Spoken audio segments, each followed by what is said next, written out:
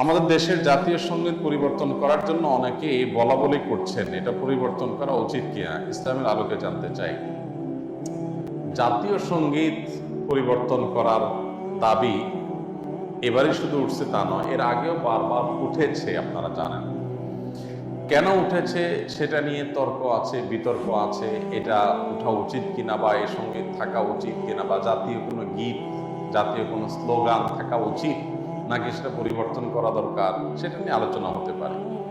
আমি সে আলোচনায় যাব, তার আগে একটু প্রাসঙ্গিক কোনো একটা বিষয় বলি। সেটা হলো যে দেশপ্রেমের নামে, দেশত্ববোধকতার নামে, দেশত্ববোধক কাজের নামে আপনি কোনো গীত, মিউজিক সংযুক্ত করে, বাদ্যযন্ত্র সংযোগে আপনি যদি কাউকে শুনতে বাধ্য করান, তাহলে সেটা তার স্বাধীনতা খর্ব করার শামিল, বিশেষ করে মুসলমানদের ক্ষেত্রে। কারণ ইসলাম যেহেতু বাদ্যযন্ত্র যোগে কোনো গান বাদ্যকে অ্যালাউ করে না, কোনো গানকে অ্যালাউ করে না, বিধায় আপনি দেশাত্মবোধক গানের নামে, দেশপ্রেমের নামে আপনি আমাকে যদি এটা চাপিয়ে দেন, তাহলে এটা হবে আমার অধিকার লঙ্ঘন করা, আমার অধিকার খর্ব করা। সোজা কথা, দেশের সংখ্যাগরিষ্ঠ মানুষ যেটাকে হারাম মনে করে, সেই কাজ আপনি দেশের মানুষের উপর চাপিয়ে দিতে পারেন না।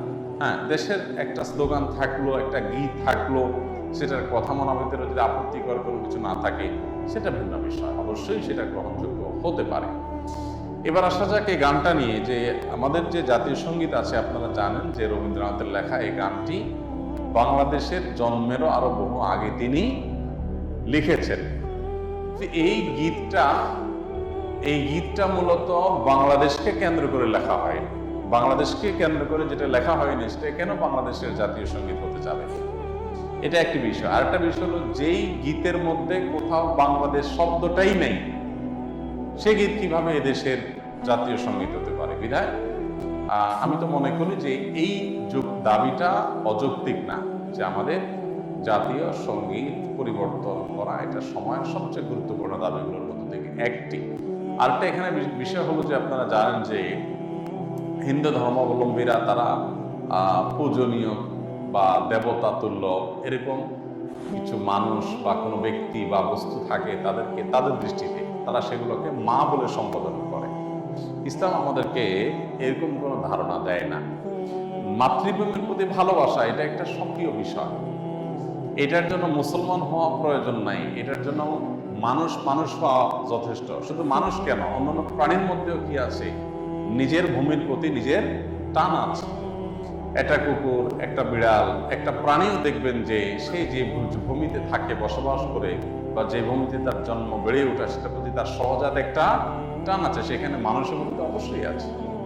আমাদের প্রিয় নবী সাল্লাল্লাহু আলাইহি ওয়াসাল্লাম মক্কা থেকে যখন হিজরত করে মদিনায় আসছেন, তাকে যখন কেবলা পরিবর্তন নির্দেশ করা হলো, তিনি যখন ফিলিস্তিনের দিকে নামাজ আদায় করছিলেন, তিনি বারবার করে মক্কার দিকে যেন কেবলা করে নামাজ পড়তে পারেন, নিজের মাতৃভূমির দিকে ফিরে যেন তারা সালাত আদায় করতে পারেন, সেজন্য আল্লাহর কাছে বারবার করে বিভিন্ন আর্গুমেন্ট পেশ করছিলেন। আল্লাহ তাআলা কোরআনে সেটা উল্লেখ করেছেন, ফালানুওয়াল্লিয়ান্নাকা কিবলাতান তারদাহা। হে রাসূল, অচিরেই আপনাকে আপনার মনের মতো আপনি যে কেবলার প্রত্যাশা করছেন সেদিকে ফিরে সালাত আদায় করার নির্দেশ দান করবে। এখান থেকে বোঝা যায় মাতৃভূমির প্রতি সহজাত টান থাকা এটা একেবারে প্রাকৃতিক একটি বিষয়।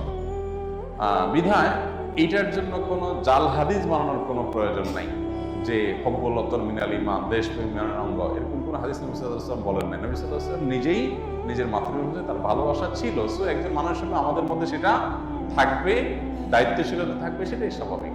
আলাদা করে জাল হাদিস বানানোর প্রয়োজন না। যাই হোক, তো মাতৃভূমির প্রতি টান এক জিনিস, আর সেটাকে পূজা করা আরেক জিনিস। ইসলাম আমাকে এটাকে পূজনীয় করতে বলে নাই।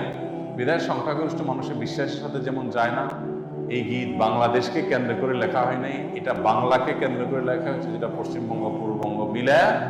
অতএব এই জ্ঞান মূলত এই দেশের জন্য না, যার কারণে এই গীত বা স্লোগান বাংলাদেশের এটা পরিবর্তন হওয়াটাই হলো যৌক্তিক। এটাকে যারা মনে করেন অপরিবর্তনের দাবি তুললেই যারা মনে করেন যে বোধহয় সব গেল, তারা কি এটাকে করোনাদিস মনে করেন নাকি, যে করোনাদিস এটা পরিবর্তন করা যায় না, এটা পরিবর্তনযোগ্য। অতএব এটা পরিবর্তন করার দাবিটা আমি ব্যক্তিগতভাবে মনে করি যে অযৌক্তিক নয়। ডিপ্রেশন, দুশ্চিন্তা থেকে মুক্তির উপায় কি? ডিপ্রেশন এবং দুশ্চিন্তা এখন ঘরে ঘরে। যত বেশি সম্পদ, যত বেশি মানুষের দিনকাল ভালো, তত বেশি মানুষের মধ্যে দুশ্চিন্তা, ডিপ্রেশন বেশি। তো এই দুশ্চিন্তা এবং ডিপ্রেশন এটা থেকে মুক্তি লাভের জন্য আমাদের যে কাজগুলো করতে হবে তার ভিতরে 1 নম্বর হলো 5 ওয়াক্ত নামাজ যথাযথভাবে সুন্দরভাবে আদায় করতে হবে, লম্বা সময় নিয়ে ধীরে ধীরে। দ্বিতীয়ত, আপনি বেশি বেশি করে কোরআনে কারিমের অর্থ সহকারে তিলাওয়াত করবেন। এটি দুশ্চিন্তা থেকে মুক্তি লাভের জন্য অন্যতম কারণ। বিশেষ করে সূরা ইউসুফ সম্পর্কে আমাকে বলেছেন, এটা অর্থ সহকারে বুঝে পড়লে, মহব্বতের সাথে পড়লে, তাজউইদের সাথে সুন্দরভাবে পড়লে ইনশাআল্লাহ দুশ্চিন্তা থেকে মানুষ বাঁচতে পারে। তৃতীয়ত, দুরুদের আমল এ সম্পর্কে হাদিসে পরিষ্কারভাবে আমাদেরকে নবী সাল্লাল্লাহু আলাইহি ওয়াসাল্লাম নির্দেশনা দিয়েছেন যে নিয়মিত যদি কেউ দুরুদ পড়ে, সবসময় দুরুদ পড়ে, তো আল্লাহ তাআলা তাকে দুশ্চিন্তা মুক্ত করেন। আরেকটা হলো ইস্তেগফার। ইস্তেগফার যদি কেউ নিয়মিত পড়ে, তাকে আল্লাহ তাআলা দুশ্চিন্তা থেকে হেফাজত রাখেন। আর এছাড়া দুশ্চিন্তা থেকে মুক্তি লাভের জন্য একটা বিশেষ দোয়া আছে, নবী সাল্লাল্লাহু আলাইহি ওয়াসাল্লাম পড়তেন, আল্লাহুম্মা ইন্নী আউযু বিকা মিনাল হাম্মি ওয়াল হাযান ওয়া আউযু বিকা মিনাল আজজি ওয়াল কাসাল ওয়া আউযু বিকা মিনাল বুখলি ওয়াল জুবন ওয়া আউযু বিকা মিন গালাবাতিদ দাইনি ওয়া কাহরিল রিজাল। এই দোয়ার প্রথম অংশ যেটা, আল্লাহুম্মা ইন্নী আউযু বিকা মিনাল হাম্মি ওয়াল হাযান, আল্লাহ আপনার কাছ থেকে দুশ্চিন্তা, পেরেশানি, ডিপ্রেশন থেকে আমি পানা চাই, এটা অবশ্যই করে পাঠ করবেন। আর এমনিতে নবী সাল্লাল্লাহু আলাইহি ওয়াসাল্লাম নিয়ম ছিল, কানা ইযা হাযাবাহু আমরুন ফাযাআ ইলাস সালাহ, কোনো বিষয় যখন তিনি পেরেশানিতে পড়তেন নামাজে চলে যেতেন, 2 রাকাত নামাজ পড়তেন। আর এর বাইরে বিশেষ করে ভোর রাতে তাহাজ্জুদের সময় উঠে নিরিবিলি আল্লাহর সাথে একটু মন খুলে কথা বলেন, ইনশাআল্লাহ আল্লাহ তাআলা তার মানসিক প্রশান্তি দূর করবেন। আমি এক জাহেল ফ্যামিলির আলেম। আমার পারিবারিক অবস্থা এমন যে কেউ কারোর সাথে একান্ত প্রয়োজন ছাড়া কোনো কথাই বলে না। তবে গত 2-1 বছর আগে নিজে থেকে আগ্রহে সবার সাথে হাসি খুশি মজাক করার অনেক চেষ্টা করি, কিন্তু মানুষ তো অভ্যাসের দাস, সেই হিসাবে তাহার হয়ে ওঠেনি। এক্ষেত্রে আমার করণীয় কি?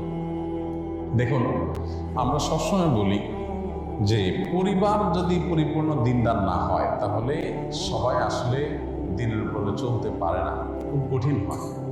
এখন পরিবারের যদি বেশিরভাগ সদস্যই জাহেল হয় বা দিনের ছোঁয়া থেকে দূরে থাকেন, তাহলে তাদেরকে আমরা দিনের পথে আনার জন্য চেষ্টা করতে পারি। কিন্তু হেদায়েতের মানে কে? আল্লাহ। আপনি চেষ্টা করতে পারেন, আল্লাহ যদি হেদায়েত না লিখে থাকেন তার নসিবে, তাহলে আসলে সে হেদায়েত পাবে না। এখন চেষ্টাগুলো কীভাবে হতে পারে? কয়েকটা ওই হতে পারে। নাম্বার 1, নিজেদের সুন্দর আচরণ, উত্তম ব্যবহার, উত্তম আখলাক দিয়ে আপনি তাদেরকে আপনার মধ্যে আকৃষ্ট করতে পারেন। অনেক ছেলে আছে বাবাকে দিনের দাওয়াত দেয়, বাবার কথা শোনে না। হয়তো তার বাবা টাকা পয়সার জন্য স্ট্রাগল করছে, তো আপনি তাকে দাওয়াত দেওয়ার জন্য অনেক বেশি সিরিয়াস হয়ে যান, হালাল উপার্জন করে বাবার অভাব দূর করে দেন। তখন দেখবেন বাবা আপনার কথা এমনিতেই শুনবে। তো এইভাবে পরিবারের সদস্যদেরকে বৈধ উপায়ে তাদেরকে কনভিন্স করার চেষ্টা করতে হবে। এর বাইরে তাদেরকে হেদায়েতের জন্য আল্লাহর কাছে চোখের পানি ফেলে দোয়া করতে হবে। আমরা অনেকে শুধুমাত্র ওয়াজ নসিহত করে ছেড়ে দিই। আমি আল্লাহর কাছে দোয়া করবো, আসল তো তার দিলের মালিক আল্লাহ তাআলা। আবু হুরায়রা রাদিয়াল্লাহু তাআলা আনহুর মা মুসলমান ছিলেন না। তিনি মুসলমান হওয়ার কারণে তার মা তাকে শারীরিকভাবে টর্চার করতেন, কিন্তু মা যেহেতু কিছু বলতে পারতেন না, নবীজির কাছে এসে দোয়া চাইছেন, হে আল্লাহ রাসূল, আপনি দোয়া করবেন আমার মায়ের জন্য। আল্লাহ তাআলা দোয়া করেছেন, আল্লাহ আবু হুরায়রার মাকে আপনি হেদায়েত দান করেন। তিনি পর্যায়ে দেখেন তার মা ঈমান আনার জন্য প্রস্তুত হয়ে বসে আছেন।